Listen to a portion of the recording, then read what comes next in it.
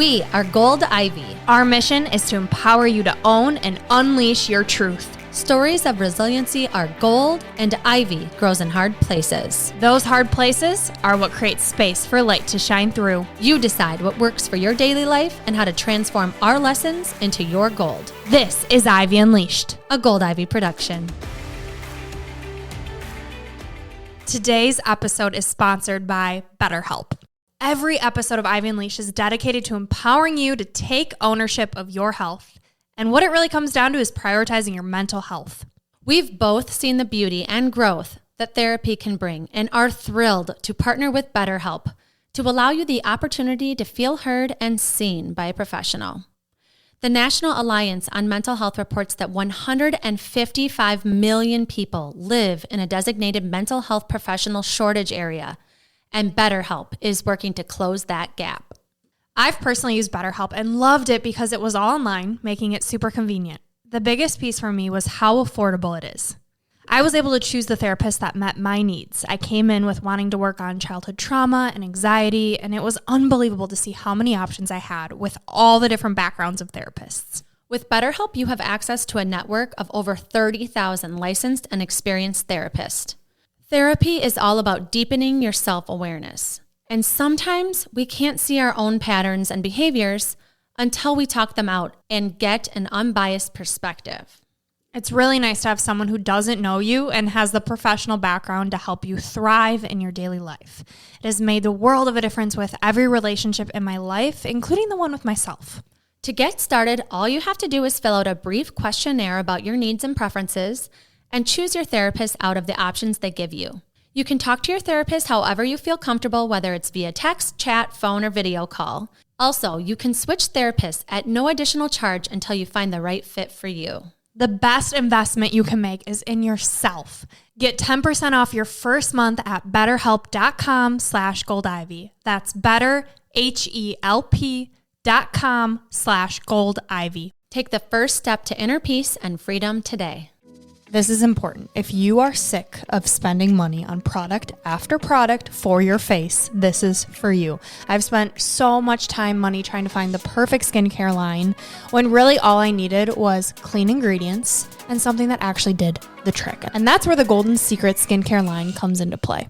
All right, what products are you using now that you love? It's been a few years now of regularly using the Golden Secret's Heal All Oil, and my skin has never looked better. I spent years struggling with acne, and I'm so thankful Jessie Golden created the Heal All Oil. I use it both morning and night as my cleanser, and it's safe to say oil cleansing is where it's at. Clean and simplicity are what's most important to me, and the Heal All Oil and every Golden Secret product is just that. I love when people share what and why they use skincare products. I finally created a habit with the combo of the Sorcerer's Stone Gua Sha tool and the Heal All Oil. I'm already seeing more definition in my jawline and cheekbones, which is so exciting. Jessie also provides tutorials on exactly how to use all her tools and products, and I'm telling everyone because I know it can be so overwhelming to start. If you're up for trying a new skincare ritual that doesn't harm you or the environment, but instead works in harmony to awaken it, The Golden Secrets is available at thegoldensecrets.com. We're thrilled to tell you about this amazing company and give you a discount code for your future The Golden Secrets purchases. Yes, use code GOLDIVY for 10% today and keep watching us at Gold Ivy Health Co. on all social channels as we continue sharing our results with the Golden Secrets skincare line. You can find the link and code in the show notes of this episode. And now to this episode of the Ivy Unleashed podcast.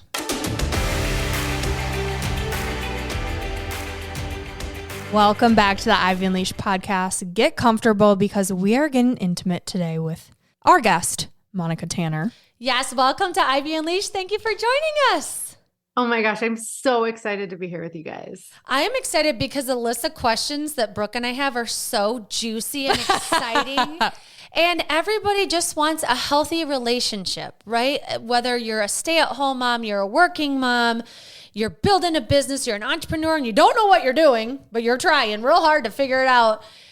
It takes a lot of effort and energy to build the life that you want and do it with somebody else. And so we're going to talk with a relationship and connection expert who's also the podcast host of Secrets of Happily Ever After, which is so juicy in itself. So Monica, we want to hear about you. We know what you do, and it's so exciting. We have so many questions, but we always like to kind of hear how you got into this work and how it lights you up to do what you do. Yeah, such a great question. Well, I mean, I could start way back when I was a little girl. I was obsessed with fairy tales, and my life was totally a fairy tale, right? I used to spin around the house like Belle and flip my hair like Ariel, and I just knew that someday I would meet my Prince Charming and we would kiss and live happily ever after. But unfortunately, around my 12th birthday, my parents pulled us in and announced that they were getting a divorce. And I was like, wait, what? That's not supposed to happen, right? And so I think at that young age, I started obsessing about relationships. What makes them strong? What makes them lasting? What makes couples happy together? And so I just took notes about it. Even in college, I studied sociology and child development. I really just wanted to know the secrets. And if there was such a thing as happily ever after, I was going to find it. So, of course, I did meet my Prince Charming just right after I graduated from the University of Texas, and he swept me off my feet, and we got married and we started our family. And the reality was we started a business, we had a house, we had 3 children at the time, and I started panicking about my life. I was like, oh my gosh, this is so much harder, even though I've studied all of these things and I thought I knew exactly what to do. All of my kind of abandonment issues and all of the things came up, and I was a wreck. I was totally overwhelmed with all of the responsibilities of being a mom and running a business and being a good wife and maintaining a household and changing poopy diapers and not getting any sleep and all of those things, right? And all of those things affect your relationship huge. And so I basically hit my own version of an awakening, I think. And I spent the next decade really figuring out how to heal myself, how to heal my relationships, how to forgive, all of the past things in my life. And I came out of that decade feeling like this was my mission in life. To my core, I felt like I was called to help other people heal. And I always had been obsessed with relationships. And I find that the foundation of everything you do in this life comes back to your relationship with your spouse. It's kind of like, I talk about it like the apps on your phone. I have teenagers, and so they'll grab my phone and they'll be like, Mom, why do you have all these apps open? Right. And they'll start swiping through the apps. But if you think about it, all those apps are sucking energy from your phone. It dies sooner when you have all those apps open. And when your relationship is not in sync, when it's not, fueling you the way that it could be, it's kind of it pulls from everything else that you do, your creativity and your work, the way you parent, all of the things. So that's why I feel like it's so important to get this thing right. Mm-hmm. I love that. And I love this sentence that you sent over for your bio. So it's, you help married couples ditch resentment and roommate syndrome to create an intimate friendship so they can start writing their own happily ever after story. And I just moved in with my partner a few months ago, and I hadn't heard of roommate syndrome until after we moved in. And you've been with your husband, my cousin, for over 10 years now. Married for 13. Yeah. So what is roommate syndrome? Let's start there. Mm-hmm. Yeah. So your relationship is probably a little bit too new to start experiencing this, but roommate syndrome is really when you're kind of running your life on autopilot and you're not paying attention to the dynamic, right? So a lot of times it happens when you've got 2 different careers. One of you is predominantly doing a lot of the kid things, and the other one is doing you just kind of get locked into your roles, and you don't communicate or connect about things that aren't just the daily grind of life. You stop being curious about each other. You stop getting to know each other. You start imagine when you're first dating, right? It's you can't wait to hear what your other person has to say. You can't wait to see them. You just are obsessed with their smell, and everything they do is the coolest thing ever, right? And I think after people are married for a period of time and they feel locked in and, they're committed, they stop trying, they stop caring about all of those things. And so that curiosity, that passion, that excitement about each other, it just starts to fade and you just fall into your routine. And then you start feeling like roommates, just like two people sharing a space. And maybe you work well together, like, you manage the kids and the household and the bills and all those things, but you're not really like super excited and turned on by each other anymore. And so that's roommate syndrome. Yeah, it's kind of turning it back into that intimate beginning that you had. How do you recommend people get back to that? Yeah.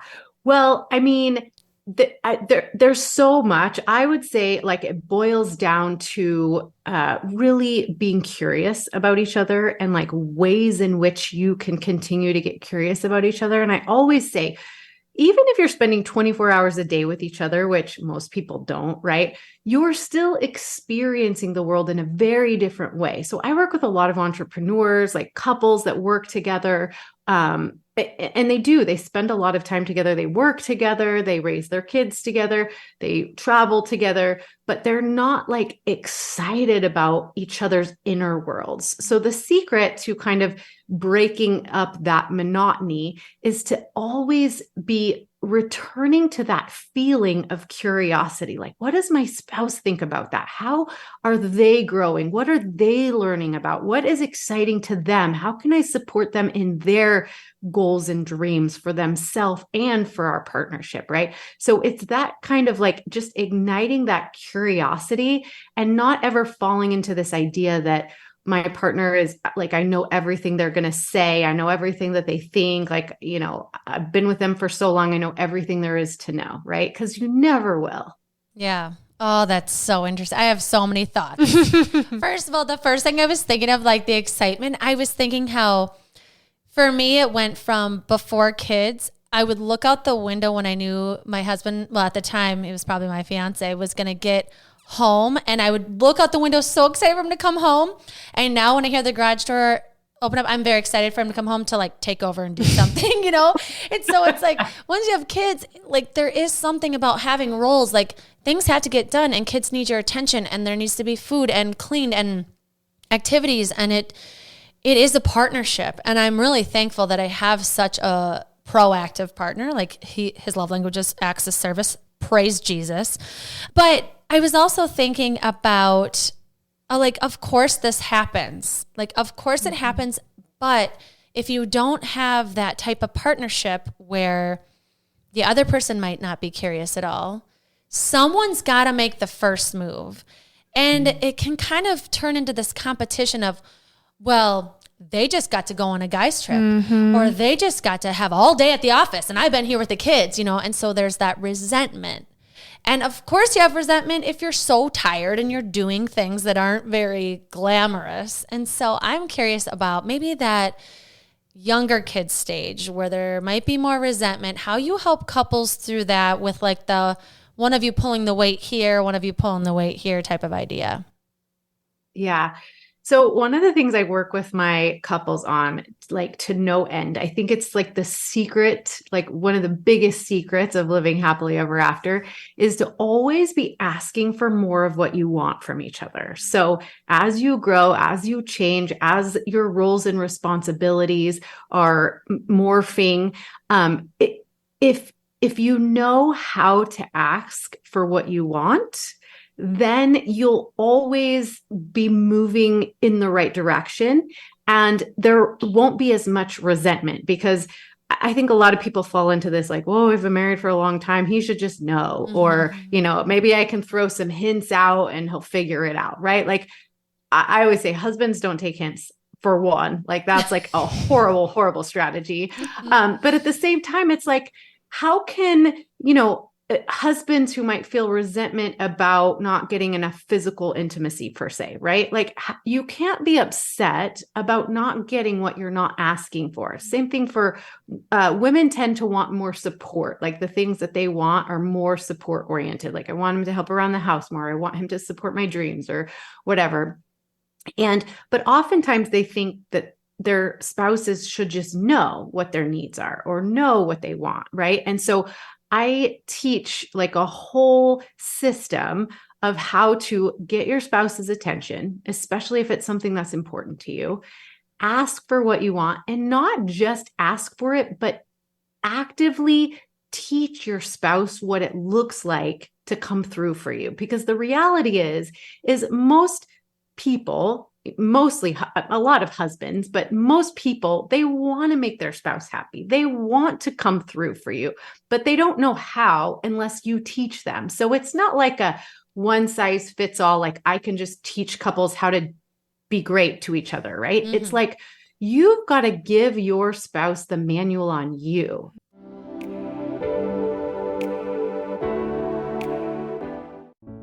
Dre, tell the people as fast as you can why Move with Gold Ivy is the last mind body fitness program they'll ever have to buy, and how women are finally getting the transformation they're looking for. I love a challenge. Let's go. 2 big things. 1, Move provides a fun atmosphere to work out in that actually gets you excited to show up and follow through with your goals. Not only is there an element of fun, but we've carefully curated a program that makes it as easy as possible for women to take care of themselves. And 2, a Move membership addresses every aspect of your health, mind and body. Our Move members are getting the physical transformation they've been hoping for and feeling like they've finally found the group that motivates them on a daily basis. What did I miss? As a Move member, you receive a weekly workout plan, weekly live or Zoom workouts, an on-demand workout library, transformational quarterly reset challenges, monthly coaching calls, monthly masterminds with health experts, and a private group of motivated members for support and accountability. It's ready for you when you're ready to boost your metabolism, confidence, and feel your absolute best. Join Move or learn more by clicking the link in the show notes, clicking the link in our bio on Instagram, Facebook, or TikTok, or by messaging us on any social channel at Gold Ivy Health Co. It's your time. Move for your health, move for your confidence, move for your mental clarity, move with Gold Ivy. The Boundary Boss did it again. Terry Cole created something that every person on the planet needs because it will help their relationships and peace of mind exponentially. It's the Boundary Boss Workbook, the right words and strategies to free yourself from burnout, exhaustion, and overgiving. Boundaries are necessary and a beautiful part of relationships if you have the tools and support to create and express them. I don't know about you, but setting boundaries, even though I know they're necessary, can be anxiety-provoking because I know I could potentially make someone uncomfortable. In the Boundary Boss Workbook, you'll have Terry holding your hand in the process of understanding different types of boundaries and integrating them into your life to help you have stronger relationships and be able to show up authentically and at peace. I'm using it to set more effective boundaries, and it's helping me protect my energy and set boundaries without guilt no matter who I'm around. Terry provides mindfulness practices, customizable scripts, mindset shifts, even fun games to help you understand yourself and effectively communicate your boundaries. I'm using the workbook to create awareness of my rigid boundaries, and I'm using Terry's self-care tools to help me feel more at ease. The workbook is full of exercises that help me understand how I'm trying to protect myself and gives me more loving ways to communicate my needs. You don't have to set boundaries alone. Help yourself out with effectively understanding and communicating your boundaries, and lean on the best tool out there. Snag your copy of the Boundary Boss Workbook by clicking the link in the show notes or head to boundarybossworkbook.com today.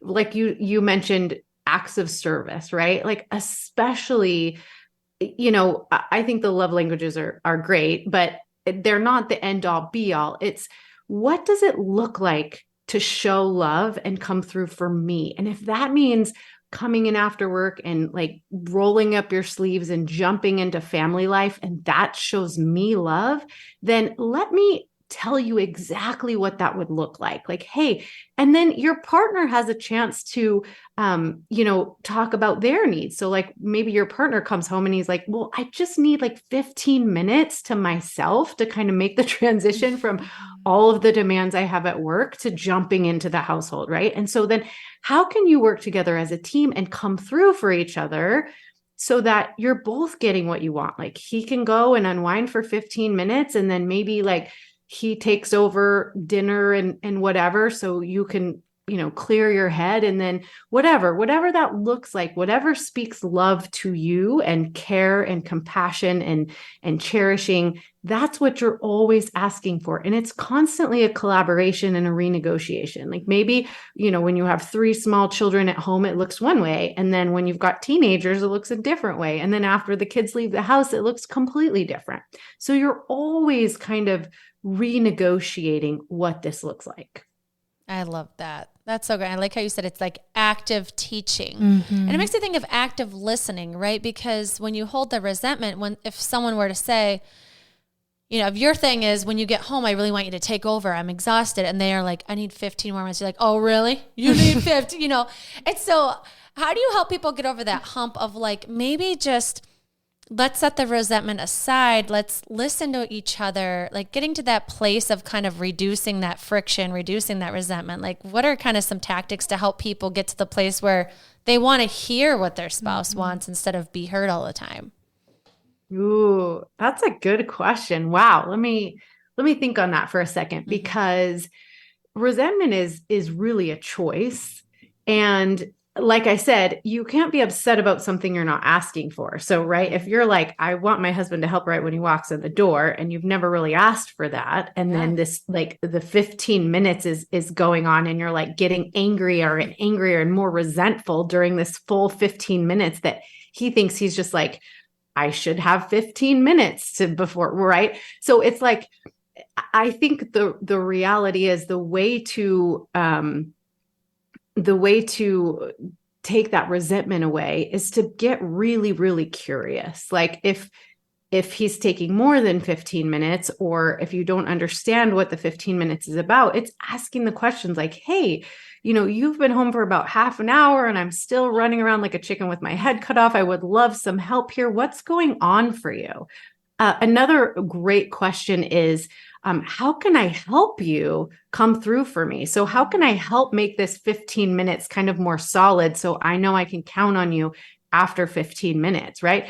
And then another really important step in this whole process is to really celebrate and appreciate progress, right? So if it's been like, if the amount of time that, he's not helping has, started at like an hour and now it's half an hour, it's like, maybe even just a little bit of progress. It's like, oh my gosh, this is so amazing. I really appreciate how quickly you are now coming in and taking over.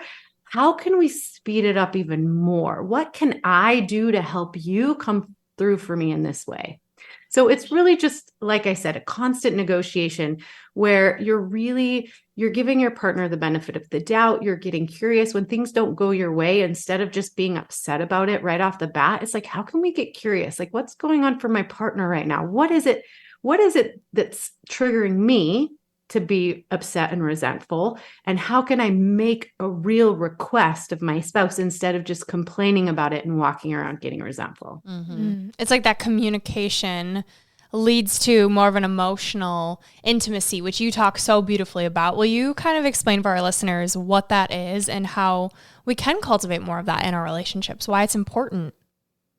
Yeah, I think emotional intimacy is the driver for everything else. And humans, so like women and men, have the same need for emotional intimacy, but emotional intimacy seems to be more of understood by women. Women are a little more versed in the language of emotional intimacy. I think for men, emotions come out more physically than they do for women. So for women, emotional intimacy and connection it's about being seen. It's about being heard. It's about feeling like we're loved for all the different parts of us. It's about feeling like we can, when we have opinions about things, that they're valued. When we're not at our best, we're still being loved and understood, right? It's all of those. As humans, we want to feel, right? We want to feel loved and cherished and chosen. And for men, it's the same, but if you notice, it comes out a little bit differently. Like, have you ever caught a man staring at their wife and it's just like with these like just googly eyes of like, that happens more often for men than it does for women. Like usually when I'm feeling really close and just like connected to my husband, I'm not going to just like stare at him across the room. It's because I feel emotionally valued and understood and seen and supported and all of those things, right? But a husband, a lot of times that comes out more physically in the way that he cares for his wife and the way that he touches her and looks at her and feels about her and those types of things. So emotional intimacy is the driver of passion, of love, of just all types of connection. It's the thing that we all want most, is to feel valued and cherished and chosen by another human being. Mm-hmm. Yeah. I mean, what is more important and valuable than that? I love that so much. And I think too about, you mentioned passion and thinking about all these things we're talking about, I feel like are like passion killers. Like, who's changing the diaper? Who's doing this? And now it's when your you're turn. like keeping score. Right. And I feel like that's so common, and it's such a terrible cycle and battle to be in, right? And so thinking, what's our ultimate goal here? Our ultimate goal is to feel seen, heard, valued, supported. I know my husband really likes to feel appreciated for his hard work. Like, that's a big word that he has, where he feels like he's respected and appreciated. And so I'm thinking a lot about, my stage of people, or when they have younger people, of like the passion, like when you have all these tasks you have to do and managing a household, like, I don't want to rip his clothes off when he didn't change enough diapers, or if you're working together, like you work with a lot of entrepreneurs, or you're both in a season of grinding and building your businesses. Mm-hmm. Yeah. So how do you help build passion back? If you feel like, I don't know where it went, she gone, we got to find it again. Yeah. Okay. So this is going to sound so like, maybe just to me, because I hear myself say it over and over and over again. And most marriage experts, I feel like, have some version of this, but it's so important to invest in your relationship. And I think the most basic way you can do that throughout all the different stages of your life is to keep dating your partner. So of course, this is going to look different in the different stages, but if you can't spend 3 hours a week getting to know your partner, like taking a break from all the rest of the things. And if you've got young kids, I'm not saying you've got to go out to dinner and spend, $100 every single week. I'm saying you can be creative. It doesn't have to be expensive, elaborate, or far from home, to just show your partner, hey, you are my biggest priority. And so for 3 hours, we can be creative, whatever it needs to look like, but we're going to put all the things aside, our business, our children, our finances, anything that brings any kind of stress. And I just want to do something fun with you. I want to get to know you. I want to laugh with you. I want to, bring back all of those emotions and sensations that we had when we were dating each other. There's no reason to ever stop dating your spouse. And I always recommend that you put these on your calendar. My husband and I have a rule. Like, we have a bunch of teenagers at home right now, and they have sporting events and, dates and all kinds of things that mess with our date night. One thing is, they know that date night is super, super important and it's going to happen to us.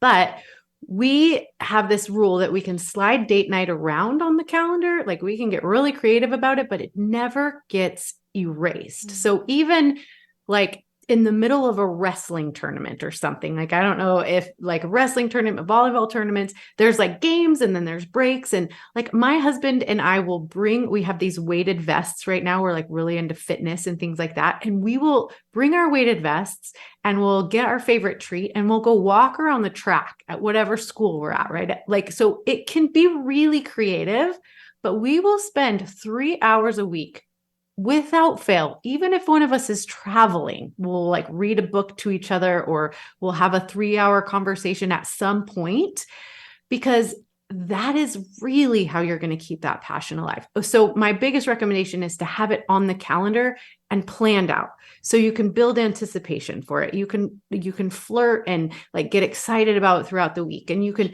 switch who plans the date, and you can like change up what you're doing, right? Like pick a hobby that one of you or both of you or neither of you is good at and like go do that, right? Like, I mean, you can have a great experience in any of those scenarios. So like maybe my husband likes to mountain bike and I'm not very good at it.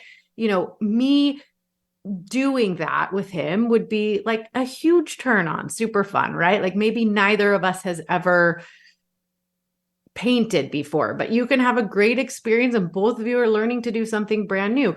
Or if both of you love trying new restaurants, then that can be a great aspect of your date nights. But just always be planning and making memories. So one thing for all of us who are like on social media a lot, right? Like I love those end of the year, like those really fast reels where it like showed all the snapshots of like each of the months and things like that. So I'm always like, okay, plan for your end of the year, like slideshow snapshot now, right? So how do you want to feel when you watch that reel at the end of 2024, right? And then plan for it right now, make those memories, have those highlights, like plan for it right now. So that's how you bring the passion, keep that excitement alive, and just really, but you have to be committed.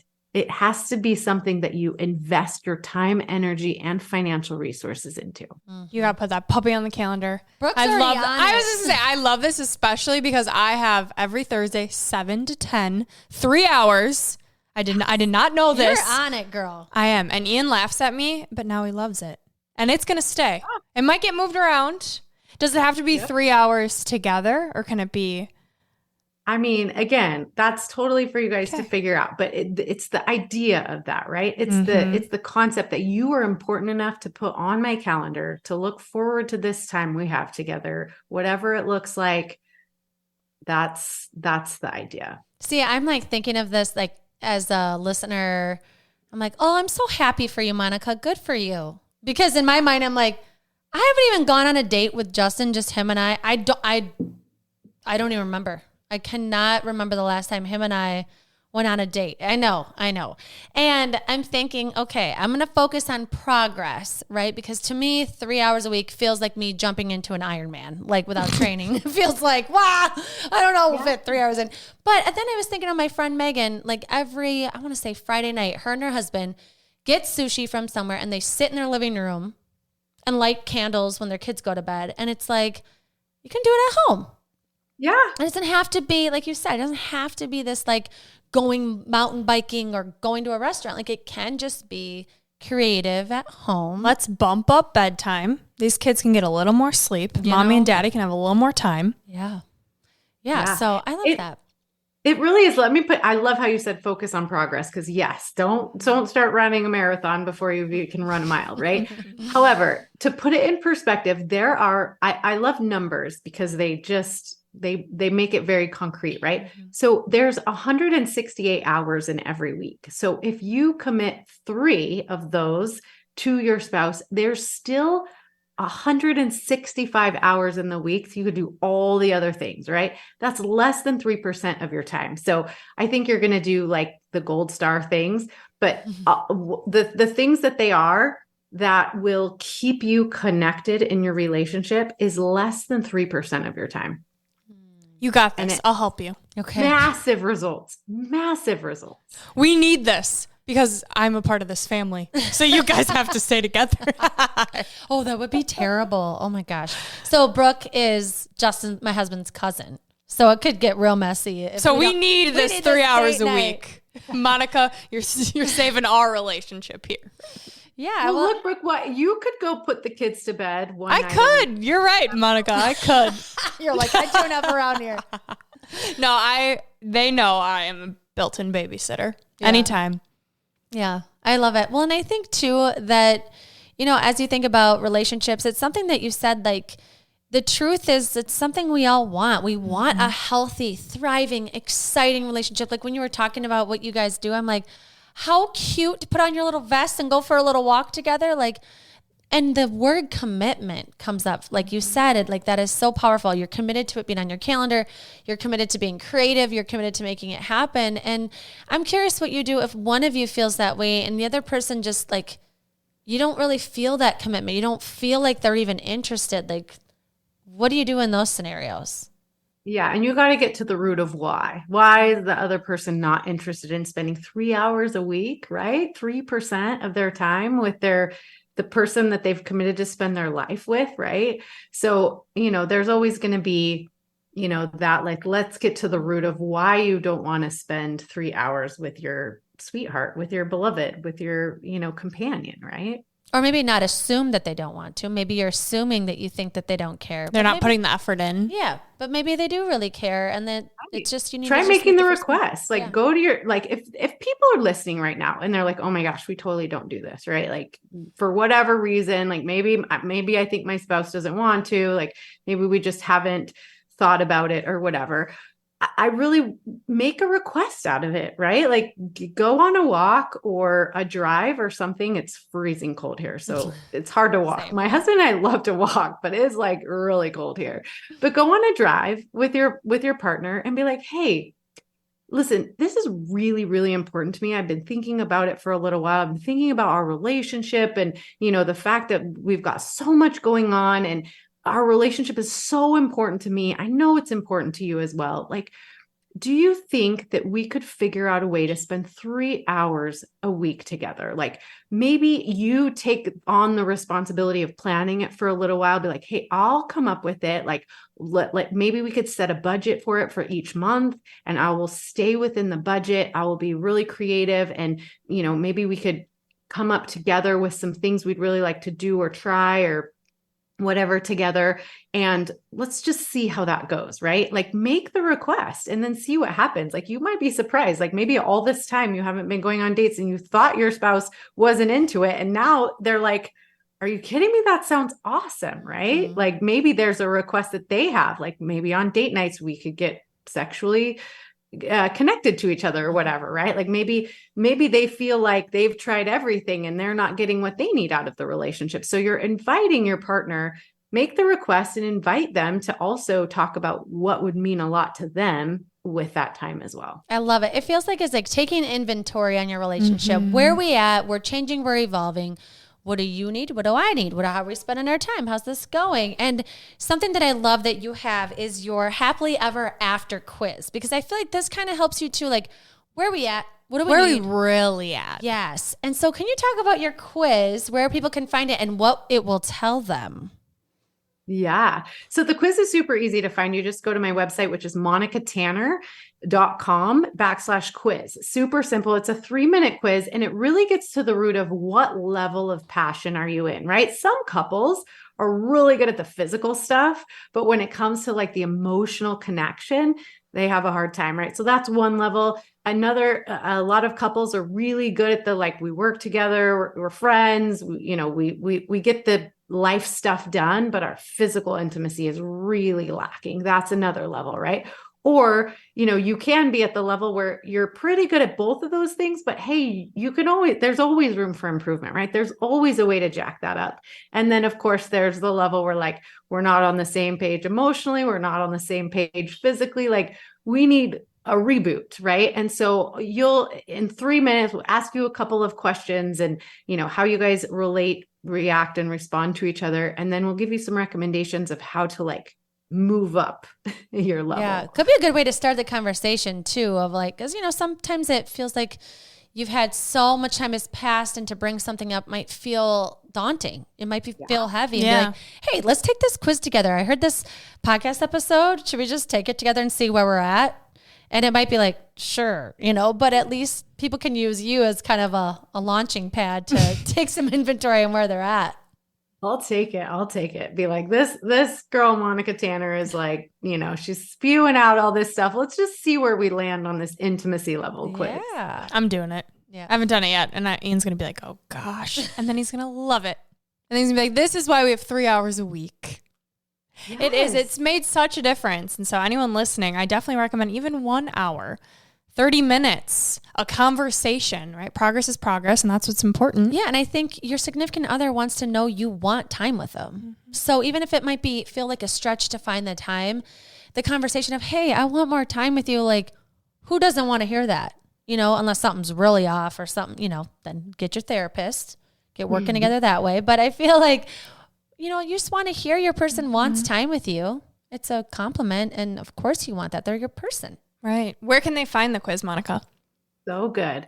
monicatanner.com/quiz. And just like to respond a little bit to what you said is, I mean, not all couples have kids. I totally get that. But think about the blueprint of relationships you're giving to your kids. So yes, I'm like, connection and intimacy is so important for you because I guarantee it's going to raise your level of happiness and satisfaction and fulfillment inside of your marriage. But also think about what your kids are seeing, right? Are your kids seeing that your whole life revolves around them, that, you know, you don't have time for each other or your relationship? Is that what you really want to be modeling and showing to your kids? Or do you want to show them like, hey, listen, mommy and daddy are super hot for each other. We were hot for each other before you were born. We're hot for each other now. And when you guys move on and, you know, hopefully meet your life partner, we're still going to be hot for each other and you do not have to worry about us, right? Mm-hmm. So think about it in terms of that as well, the legacy and the blueprint that you're leaving for your children. Yeah. I love that so much. And the foundation. For me, I don't have kids yet. So I want to build this foundation before then. Andrew and I both come from divorced parents. So it's what do we need to be mindful of right now so that when life does get busier, because it's going to, that this can and will still be a non-negotiable. So good. Yeah. Awesome. Well, Monica, as you know, we always leave our listeners with 3 gold stars, 3 takeaways that you would like to share with them. Yeah, I'm so excited for this. Okay. So the first one I would say is just decide to prioritize your marriage, right? Just as an experiment, see what it would mean to both of you and like your productivity and your happiness and your level of passion for whatever it is you do if you were to just invest more in your relationship. Number 2, 20-minute daily connections. So if you will spend 20 minutes with your partner every single day, getting to know their inner world. So this means asking questions like, what are you most excited about right now? What did you learn today that got you all? Who did you talk to that was really fun? Is there anything I can do to make your life easier for you? Is there something coming up that's making you nervous? Is there something I can help relieve some tension for you, right? Get inside your partner's brain. Like, are you reading a book that you really love, right? 20 minutes a day. That's it. I call those daily connections. And then weekly date nights. So that's number 3, right? And so if you're spending 20 minutes a day if you're deciding, and part of deciding, this is like a little trick. So part of the very first one is get your partner on your to-do list, right? Like your priorities are on your to-do list. If you have, appointments, that it's on your calendar. If you, need to get certain things done, it goes on your to-do list. So what about your partner? Like when's the last time you put your partner on your to-do list? Justin would be like, yeah, put me on your to-do list. I was literally just thinking I'll put my to-do list. Yes, I love that. Yes. On that type of to-do list, but also it doesn't take very much time or effort to send your partner a sweet text in the middle of the day, pick up their favorite treat when you're out and about, write them a note that lets them know you appreciate them, call them in the middle of the day for no reason, just to let them know that you're thinking about them, right? Like put that on your to-do list. Most of us are not going to remember to do that unless it's on our to-do list. So number 1, put your partner on your to-do list. Number 2, prioritize 20 minutes a day without distractions that you're just getting to know your partner. It's like a check-in. It's like hey, I care about you and what's going on with you, and I'm invested in you. So I love doing life with you, and I want to know more than just what time I'm supposed to pick up the kids and, what's for dinner. Like I want to know what's going on in your mind. So, and then number 3, 3 hours a day, just for the 2 of you to make memories, to bond, to reconnect, to, keep that passion alive. So all of that, like I said, is 3% of your time. So if you can do that, you're on your way to really, really, really having a great relationship. I think you meant 3 hours a week. You didn't mean 3 hours a day, right? 3 hours a week. I mean, I know we're working up here to a lot of time together, but I don't know if I could commit to 3 hours a day. Yeah. I could commit to 3 hours a day with Brooke. Thank you. I'm honored. Yes. So one entry on your to-do list, 20 hours a day, 3 hours a week. Love it. Love it. Love it. Okay. That's great. Next segment is Unleashing Ivy. So these are our rapid fire questions. Are you ready? I'm ready. Mine has to do with me not being married yet. Ooh. So what advice would you give me in my relationship?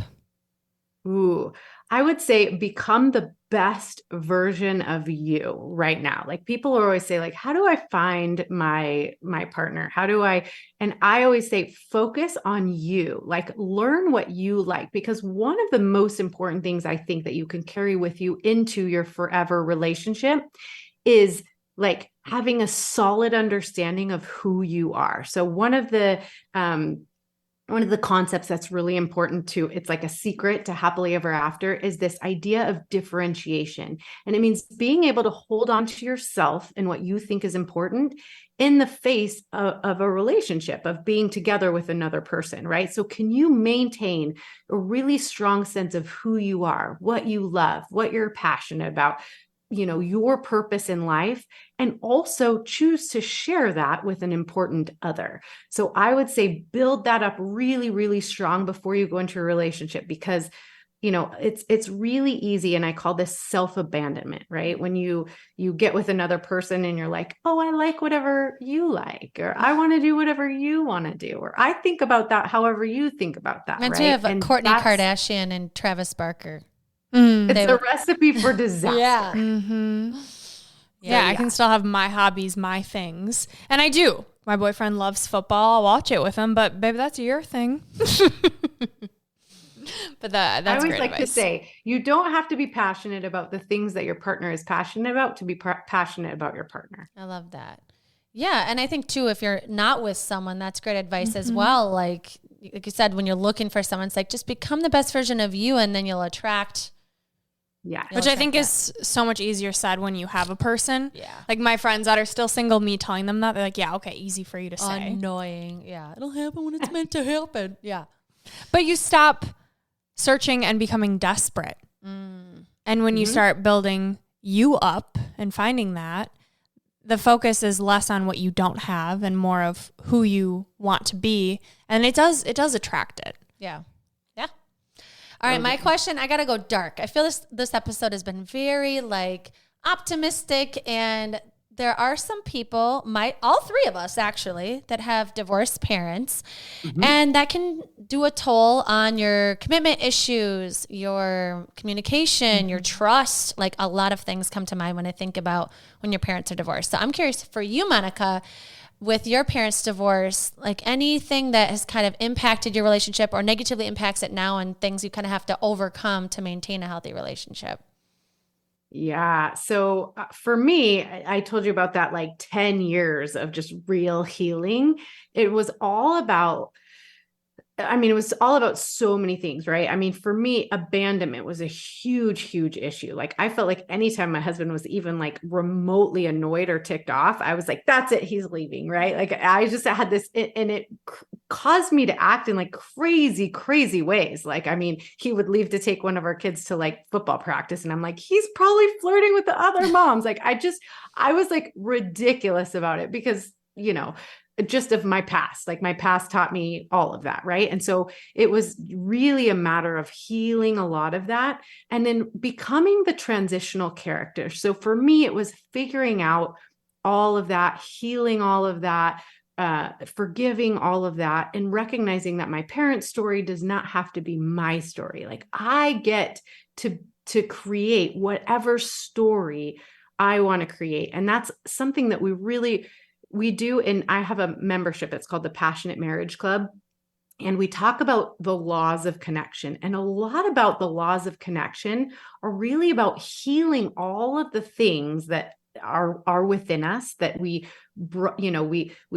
took from our childhood and our experiences and all of that, and healing that so that we get to be the author of our own story. So it's making it so all that stuff doesn't get all gunked up in our future.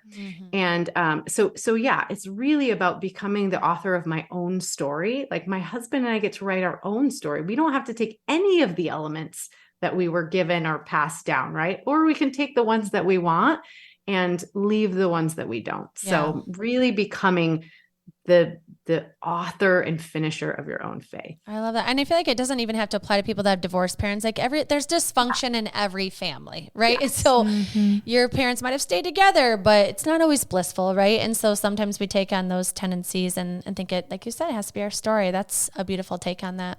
Yeah. Okay. My final question. If you could go back and tell younger Monica one thing, what age would you go to and what would you tell her? Wow. That's a great question. Well, I have teenage daughters right now. And so my girls are 15 and 17. And I think that I would go back probably to that time period, maybe because I'm seeing what they're going through. And I would say, do not live your life for anybody else. Like, you have so much power and potential within you if you will just kind of what I was talking about is like, don't blame your past. Like, of course we're going to make mistakes. Like, of course you're going to, like, I'm sure my kids all the time tell me what a ridiculous, horrible mom I am. Not really. Like, I mean, but they're like, why don't you cook more often? Or why don't you do, like, there's nothing more humbling than teenage children. They will tell you all the things that you've ever, right? I'm scared. That's coming for you, I'm sure. Right. But it's really just like, you know what? Like, I know that I'm doing the best that I can. And part of that really rich knowing is knowing that my parents did the best that they could and their parents did the best that they could. And so as humans, I think we're all just doing the very best that we can with what we're given. And you don't have to blame anything on that prior generation, right? It's like, you get to make all the decisions for yourself. You get to take all of that as information and just become who you are meant to become. So I think I would go back to my 15 and 17-year-old self and be like, don't spend so much time blaming your parents for like all of the things that went wrong in your life, and just take it as a gift and an information and just become the very best version of you. You can break all those cycles. You just have to really like see them for what they are and appreciate what they gave you, and then just make it better. I love that. That's such a beautiful answer. Mm-hmm. Yeah. Oh, good. Because I was like, no, I love it. And I'm going to come to you. My kids are teenagers and be like, Monica, how did you get through this time?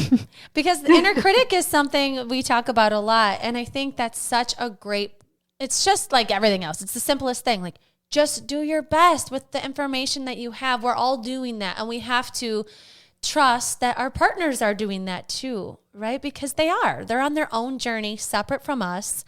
And if we want this type of connection, this fairy tale, it takes what you said, some curiosity and some intention and commitment, which I think those are huge words. And I'm so happy you sat with us and took this time, because it's valuable. And this was a topic people wanted. They wanted you on here, Monica. So thank you for taking the time and joining us today.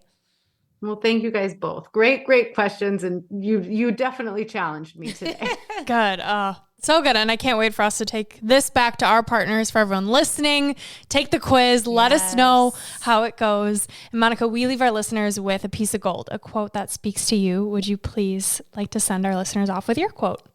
Absolutely. My favorite quote is, life is not about waiting for the storm to pass, but it's about learning to dance in the rain. And really everything we've talked about, it's really about, don't wait for things to get better. Just learn how to love the time that you're in. Don't argue with reality. Just take it in, learn from it, and do the best that you can. And love it, right? Like, learn to love the life that you're in. And that's the best way to improve it. This is Gold Ivy signing off. Listen to your truth and go chase your gold.